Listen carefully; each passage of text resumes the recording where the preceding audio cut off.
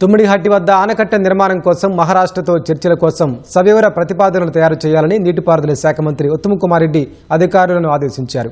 మహారాష్ట్రలోని చాప్రాల్ వన్యప్రాణి సంరక్షణ కేంద్రంలో ముంపు తక్కువగా ఉండేలా ప్రణాళికలు రూపొందించాలని స్పష్టం చేశారు. నీటిపారుదల శాఖ అధికారులు, ఇంజనీర్లు, డిపిఆర్ కన్సల్టెన్సీ సంస్థ ప్రతినిధులతో సచివాలయంలో మంత్రి ఉత్తమ్ కుమార్ రెడ్డి సమీక్ష నిర్వహించారు. ప్రాణహిత చెవెళ్ల ప్రాజెక్టులో భాగంగా తుమ్మిడిహట్టి వద్ద ఆనకట్ట నిర్మాణానికి సంబంధించిన ప్రతిపాదనలపై సమావేశంలో చర్చించారు. సమగ్ర అధ్యయనం, సాంకేతిక యోగ్యత, ఆర్థిక సాధ్యాసాధ్యాలపై ఆధారపడి భవిష్యత్తులో సంప్రదింపులు, నిర్ణయాలుండాలని అధికారులు, ఇంజనీర్లకి ఉత్తమ్ స్పష్టం చేశారు.